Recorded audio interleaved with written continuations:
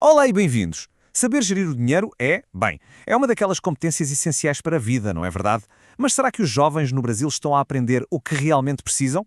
Hoje vamos espreitar o boletim de notas financeiro dos adolescentes brasileiros e perceber o que os números nos dizem sobre a sua preparação para o futuro. Ora bem, o nosso percurso é simples. Primeiro, vamos entender como é que estas competências são sequer medidas à escala mundial. Depois, mergulhamos de cabeça nos resultados do Brasil. A seguir, ligamos os pontos entre as notas dos testes e os hábitos do dia a dia. E para terminar, vamos falar de soluções, do caminho a seguir. Então, para começar, vamos pôr as coisas em contexto. Como é que se mede algo como literacia financeira em tantos países diferentes ao mesmo tempo? A resposta, na verdade, está numa sigla muito conhecida, PISA. Muitos de nós já ouvimos falar do PISA por causa dos testes de matemática, de leitura, mas o que talvez seja menos conhecido é que o PISA também avalia a literacia financeira. E isto dá-nos uma perspectiva única sobre se os jovens de 15 anos estão mesmo preparados para o mundo real das finanças. É, no fundo, a nossa régua global. E isto tudo leva-nos à pergunta central, não é? Os adolescentes de hoje estão mesmo equipados para lidar com um mundo de bancos digitais, de compras à distância de um clique, de crédito que parece super fácil de obter? Vamos olhar para os dados, com um foco muito especial no Brasil, para tentar encontrar algumas respostas. Vamos então a essa análise focada a 100% no desempenho do Brasil nos resultados mais recentes, os de 2022. Ora bem, o número que resume tudo é este, 416. Esta foi a pontuação média dos estudantes brasileiros. Mas claro, um número solto não nos diz grande coisa. O que é que ele significa realmente? E é quando pomos este número em perspectiva que o cenário começa a ficar um pouco mais preocupante.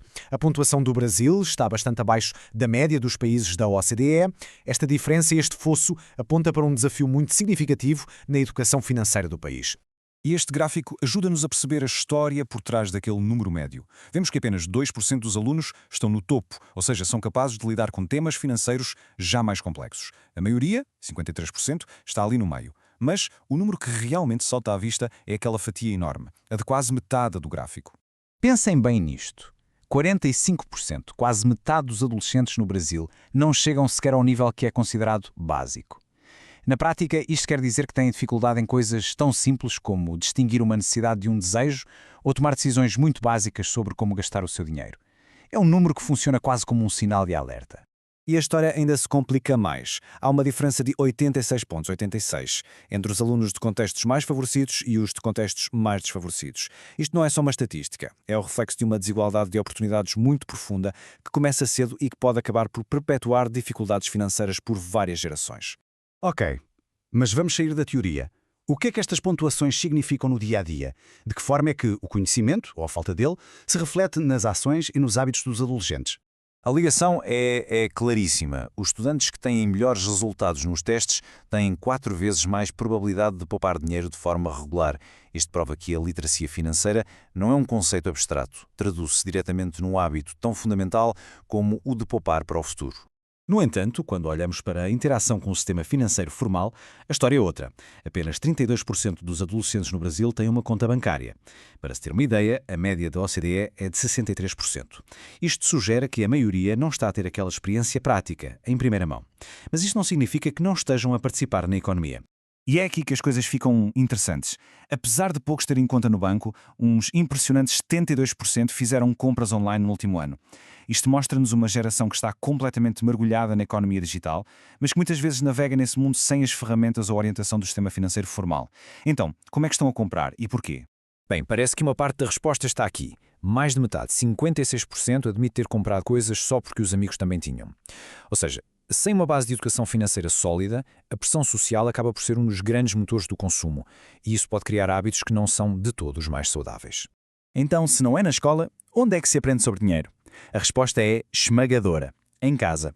Com 76% a dizer que fala sobre gastos com os pais, a família é, sem dúvida, a principal fonte de conhecimento financeiro, para o bem e para o mal. Perante este quadro, a pergunta é óbvia.